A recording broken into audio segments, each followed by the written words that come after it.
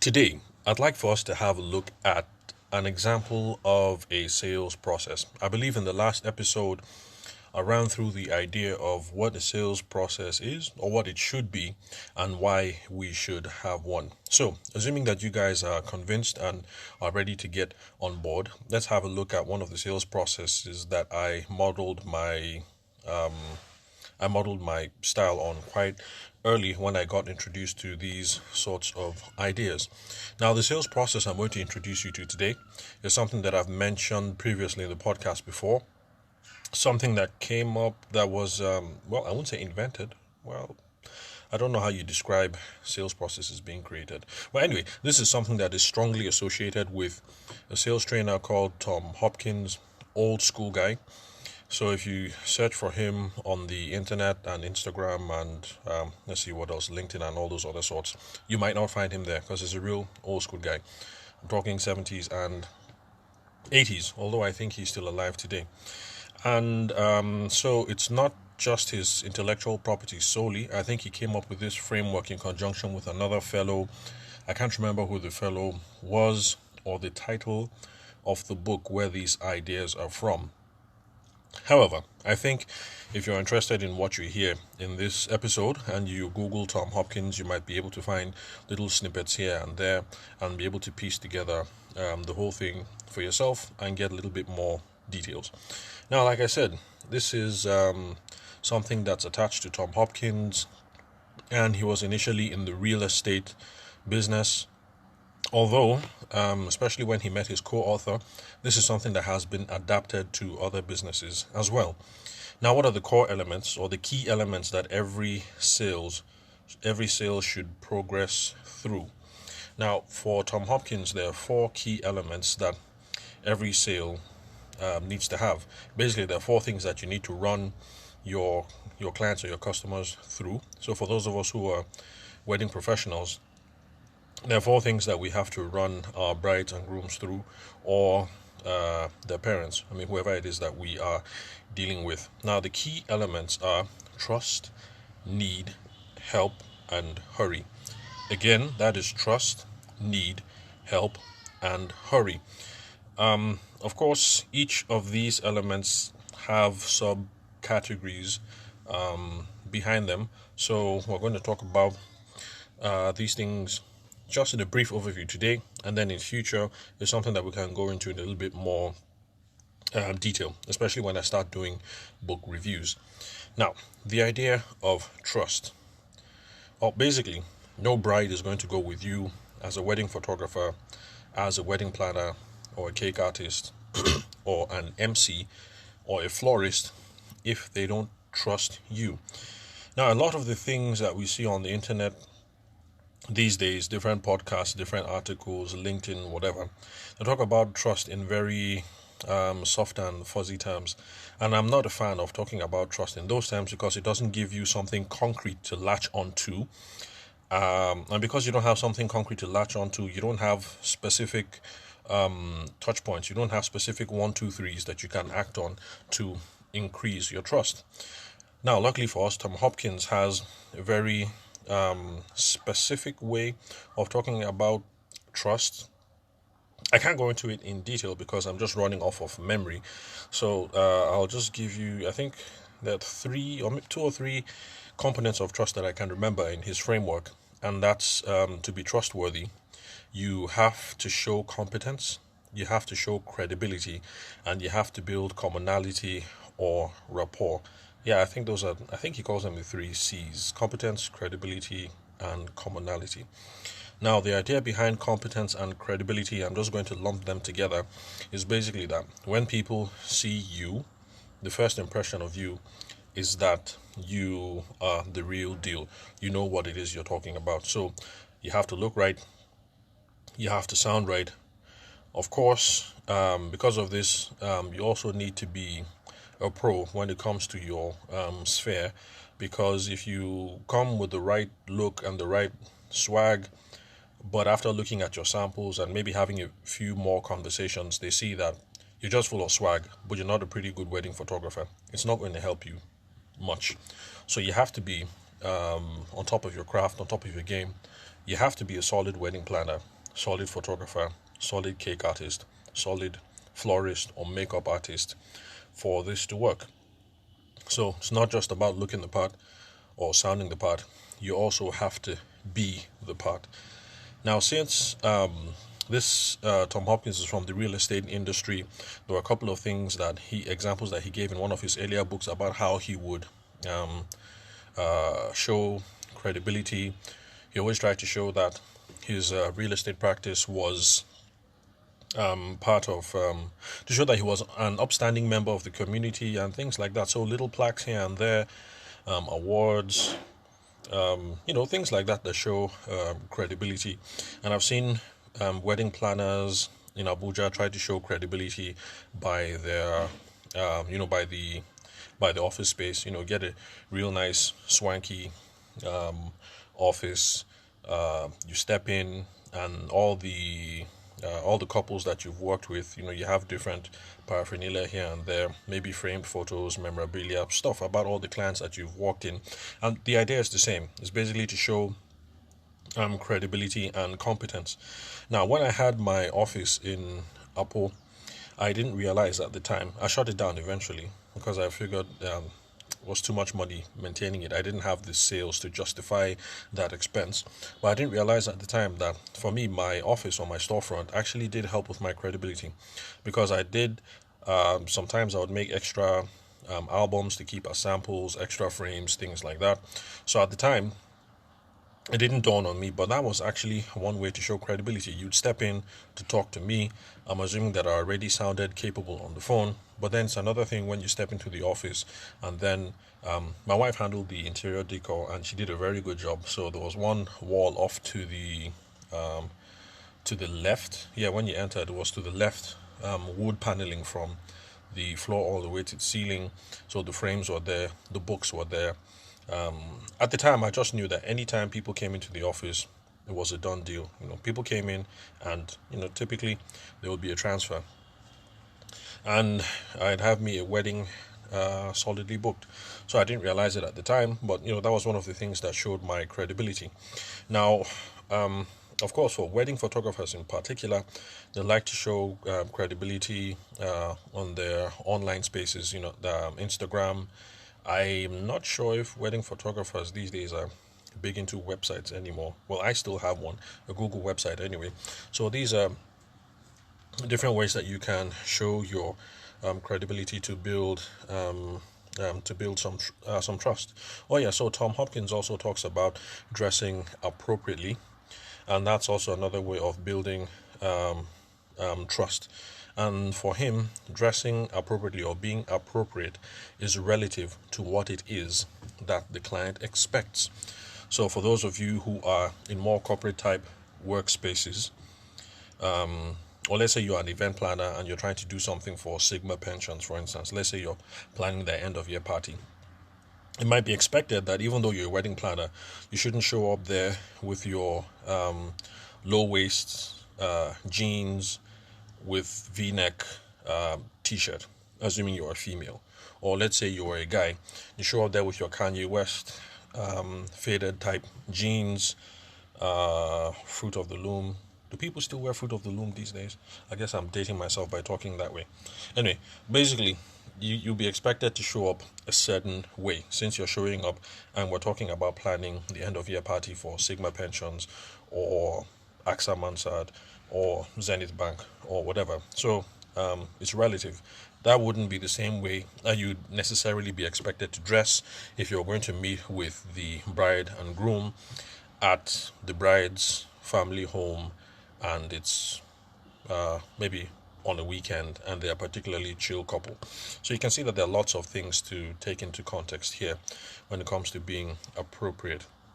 Okay, so that's it about trust. Oh no, one more thing, commonality.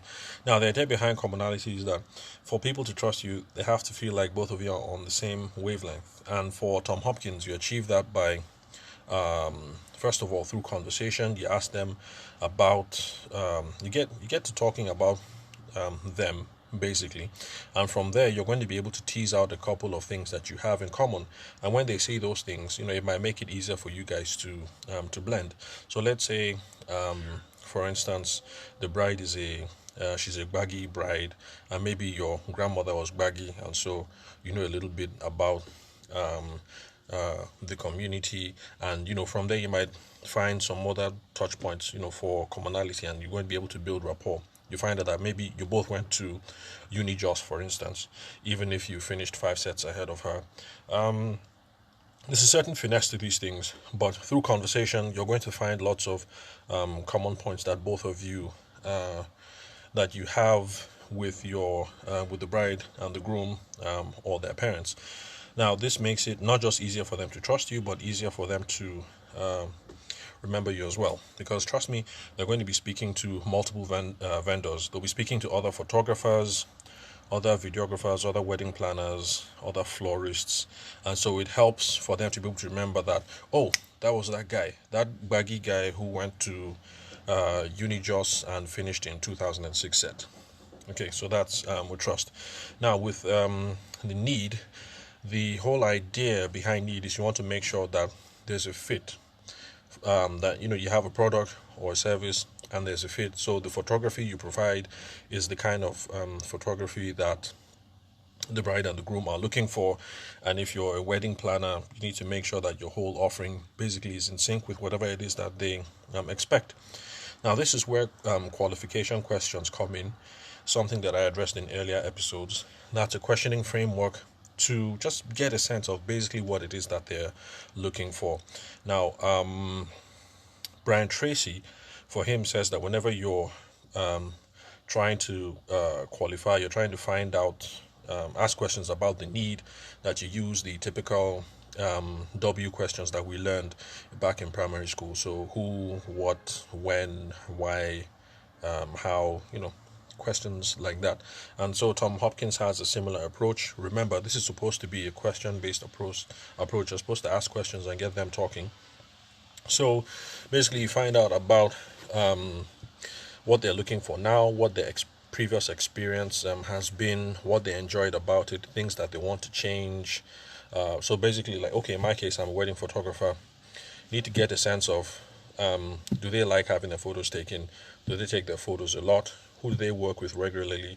Who are the people that they've spoken with? Okay, if you guys go with so and so most of the time, how come you're not going ahead with him now? Okay, so is this what you enjoyed about the experience?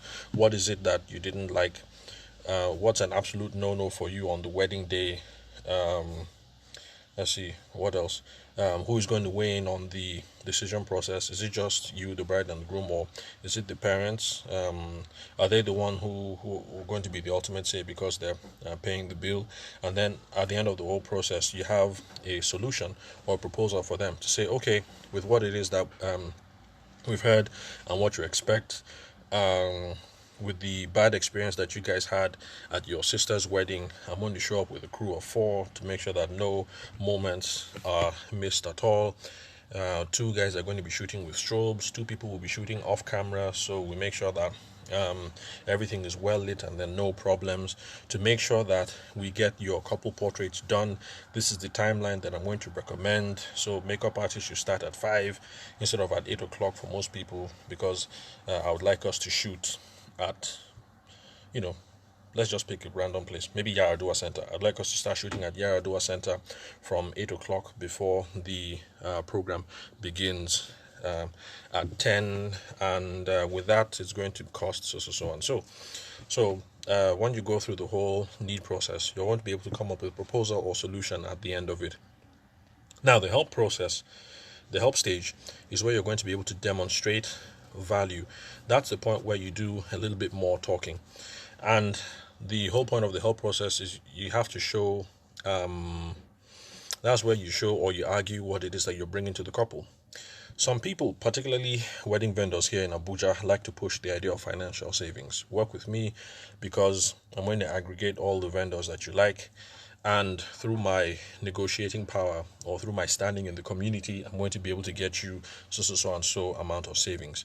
So yes, you're paying me as a wedding planner 500k, but with all the wedding vendors you're looking at, typically it would cost you 3 million. I'll be able to get you 2 million. So actually, you have quite a bit of savings, even though it looks like my fee of 500k is high. And there's some people who sell that. I'm not saying you should. Actually, I don't like that approach, but some people do that. They say, work with me. I'm the best wedding planner for you because I'm going to save you a lot of money. Now, some people sell the more physical aspects. So, go with me as your bartender. No, they're not called bartenders. What are they called? Basically, the people who serve the drinks, because this is the kind of groove we're going to be able to create for you guys, and on and on. I'm not sure how other people would sell physical enjoyment, but for those of us wedding photographers and videographers, unfortunately, I think we're stuck with the final element, which is the psychological aspect, or the vanity. We always have to sell vanity, because you can't really say, if you go with me as a wedding photographer, it's going to save you money. Well, some people do that when they try to hack off price, but basically, photography and videography, it's all it's a it's a vanity in the normal sense of the word, putting that in quote. And so that's the level of value that a lot of us have to sell on. So those are the levels of value that you can sell on at the help stage. It's the benefits are either financial, physical, or psychological. So you pick whichever works for you. Like I mentioned, in Abuja, it seems to be a given that if you run into a wedding planner, the wedding planner is going to come at it from the financial angle. It would be nice to see brothers and sisters out there, wedding planners. It would be nice to see you guys switch up the game a bit. See how you can go for a more psychological ploy, and that's one of the reasons why I like Queen. I think she does a very good job of selling hype, pump, and a fizzy, and also Kelly. I think Kelly is with is it the planning company? They do a good job of selling the more effigy, sophisticated, stylized, idealized aspects of weddings, and I think it's a better way to go if you want to guarantee a healthy profit margin over the long term. And then let me get off that table and move on to the final stage. Now, hurry. Hurry is the stage where a lot of people falter, and that is where we secure the commitment and we get the couple to make a deposit, to drop the check, to make the transfer, whatever it is. So that's the final stage. Hurry. So you can see how everything works kind of neatly for Tom Hopkins. Get them to trust you. Be sure that you can satisfy the need. Show how you're going to help them either financially, physically, or psychologically, and then get them to make that deposit so that we know that we are good to go. Now you do that, securing the deposit or getting them to commit can be also be a question-led process, or it could be through a more demonstrative process, where you are leading people on. So you can get them to make a deposit by asking questions. When would you like to pay? When are you going to be committing to other vendors? And in the earlier scenario where we came up with the solution of coming with 6 photographers and all of that, and then you say the money, you say what the amount is going to be, is that in the right ballpark? Is that something you're comfortable with? Does it look like we're cool on the money? These are some of the questions that you can ask. Pick whatever style works for you, or you can be more demonstrative and lead them through the process, which is a step that I prefer to do, which is once I'm done and the proposal is on the table, I now say something like, the next step is dot dot dot. That's also something my video guy does. So Shagun would say blah blah blah blah blah. We go through the whole process, and then this is the bill, 250k for this and that. And then Shagun says the next step is we'll be taking a deposit of 100,000 naira to secure the date. Now that's almost verbatim what my guy Shagun, the video guy, says, and it's something that you can do. The next step is dot dot dot, and you say what it is that it's like. And some people also say, okay, what our happiest clients have done in the past is at this stage, they will now make a deposit for 150,000 naira to secure the date. The next payment will be at this and that. Or some people use the expressions. Okay, so typically, what our usual clients do is, so you see that these are quite direct but polite ways to move people along for you to pick up that to pick up the check and to get the deposit, to get the transfer. So when would you like to pay? When are you committing to vendors? Does it sound like we are in the right ballpark area? Are you guys cool with the, are we all cool with the finances? The next step is our happiest clients at this stage usually make a deposit of 100,000 to secure the date, stuff like that. Although I have come across some people who ask the question, okay, so now that everything is on the table, what would you like to do next? I'm not quite a fan of the what would you like to do next approach, because I prefer asking questions when I know what the possible answers could be. So these are typical questions that you could ask and ways that you can lead them through to get them to the next step. So remember what I said in the last episode. Are there other processes? For sure. There's another one I'd like to introduce you guys to at a future episode. That's Spin Selling by Neil Rackham. But this is more in the business to business, more corporate type scenarios. So we're going to talk about that some more in the future. And remember, like I said, you can take some of the ideas here, cook up your own unique sales process, or if you do want to do like I did, have a look on the internet, see what's available out there, and see how you can tweak that to suit your situation for now. And as you get more educated about these things in the future, you can tweak them as well. Now, before I sign off, I'd like to say thanks for Mario Tugo for favoriting on Anchor. And I'd like to say thank you very much to SNGT. I'm not sure how to pronounce that name, for his or her 5-star review on the Apple podcast. Thank you very much for those of you who've been dropping the reviews, especially the 5-star reviews on iTunes. I really love that. Does a lot to what will I say, to enhance the credibility of this podcast. So thank you very much for that. SNGT said he liked or she liked the clarity of the episodes, and I'll try and keep it that way in the future. So thank you very much for listening to the Sales for the Nigerian Wedding Industry podcast. As usual, I'm your host, Abuja-based photographer Tabishima Ayede. Thank you very much for listening. I'll catch you on the next episode.